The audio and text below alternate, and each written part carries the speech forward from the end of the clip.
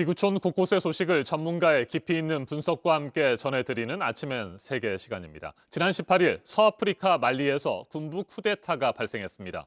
케이타 대통령은 결국 사임을 발표했고 쿠데타군은 권력을 민간에 넘기겠다고 약속했습니다.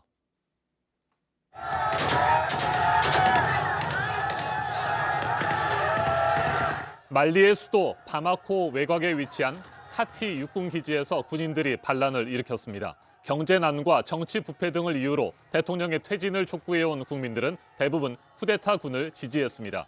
군인들이 지나가는 길목마다 시민들이 쏟아져 나와 환호했습니다. 쿠데타군은 케이타 대통령과 부부시세 총리를 구금했습니다. 대통령 사저 주변에는 무장한 군인들이 배치됐고 시민들이 그 주변을 둘러쌌습니다. 케이타 대통령은 쿠데타가 일어난 지 반나절 만에 결국 사임을 결정하고 말리 국영 TV를 통해 물러나겠다고 밝혔습니다. 직접 들어보시죠. Vous dire ma décision de quitter mes fonctions, toutes mes fonctions à partir de ce moment. Et avec toutes les conséquences de droit, la dissolution de l'Assemblée nationale et celle du gouvernement. 우리 시간으로 어제 저녁 쿠데타군은 권력을 민간에 넘기겠다는 내용의 성명을 발표했습니다. 일단 민간 과도 정부를 구성하고 새로운 선거를 실시하겠다는 계획입니다. 쿠데타군 대변인의 말 들어보시죠. La société civile et les mouvements sociopolitiques sont invités à nous rejoindre pour ensemble créer les meilleures conditions d'une transition politique civile conduisant à des élections générales crédibles pour l'exercice démocratique à travers une feuille de route qui jettera les bases d'un Mali nouveau. 지난 2012년에도 쿠데타가 발생했던 말리는 8년 만에 또다시 큰 혼란을 겪고 있습니다. 2012년 당시에는 쿠데타로 생긴 권력 공백을 틈타 이슬람 극단주의자들이 북부 지역을 장악했고 이 때문에 혼란이 가중됐습니다.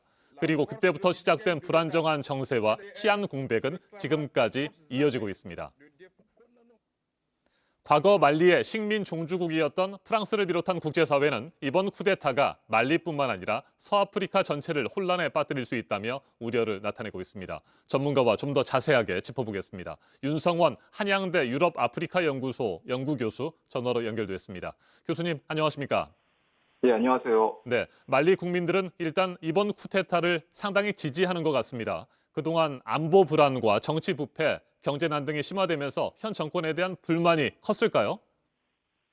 그렇습니다. 말씀하신 그대로입니다. 그만큼 현 정권에 대한 시민들의 불만이 축적돼 왔다고 볼 수 있고요. 특히 반정부 시위는 최근 몇 달간 지속되고 격화돼 왔습니다. 가장 큰 요인 중에 하나는 아무래도 말씀하신 것처럼 이슬람 무장단체로 인해 발생한 그 지속된 전국 불안들, 그 안보 불안들이 주 요인이라고 할 수 있겠고, 무엇보다 고질적인 부패 문제가 있습니다. 최근에 대통령 아들이 호화요트를 타고 해외에서 파티를 즐기는 모습이 포착되면서 많은 국민들의 공분을 사기도 했습니다. 그리고 올 초에 3월에 있었던 총선 부정선거 의혹이 커지면서 또 많은 젊은이들이 그 케이타 정권에 대한 지지를 철회하기도 했고요. 네, 케이타 대통령은 결국 사임을 발표했고요. 쿠데타군은 민정 이양을 약속하고 과도 정부를 세운다는 계획을 발표했습니다. 앞으로 말리의 정세 어떻게 전망하세요?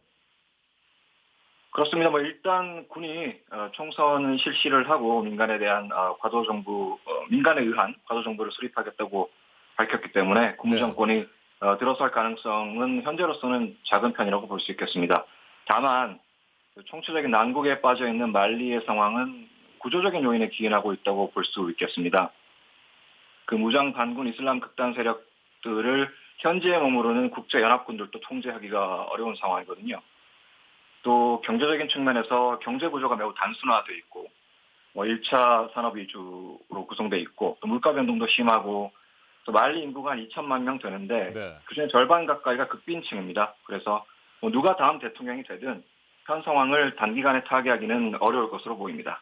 자, 그런데 국제사회는 이번 말리의 쿠데타를 강하게 비판하면서 우려하고 있잖아요. 서아프리카 전체로 불안이 확산될 수 있다는 건데 말리 쿠데타로 인한 국제적 파장 어느 정도나 될까요? 이 말리는 지정학적으로 북아프리카와 유럽 지역으로 연결되는 통로에 위치하고 있습니다. 네. 쿠데타로 인한 정세 불안이 지속이 되면 아무래도 말리 중부 북부 지역에 근거지를 둔 알카에다나 아이스, 연계 무장 세력들의 활동이 더 활발해지겠죠. 그러다 보면은 그 말리 주변 북서아프리카 국가들뿐만 아니라 지리적으로 가까운 유럽 지역에까지 불안정 요소가 증가할 것입니다. 테러라든지 납치 사건 증가를 들 수 있겠고 무엇보다 대규모 난민이 발생할 가능성이 높아질 수 있겠습니다. 결국에 북아프리카와 유럽 지역 전반에 걸쳐서 부담이 가중되는 상황이 전개될 수 있다고 보면 되겠습니다. 알겠습니다. 윤성원 한양대 유럽아프리카 연구소 연구교수였습니다. 말리는 한때 아프리카 민주주의를 비교적 성공적으로 이뤄낸 정치 모범국으로 평가받았습니다. 1992년과 1997년, 2002년에 성공적으로 자유선거를 치렀고 2001년에는 주요 8개국 회담의 개발도상국 자격으로 초청되기도 했습니다. 하지만 또다시 쿠데타로 인해 극심한 혼란을 겪고 있습니다.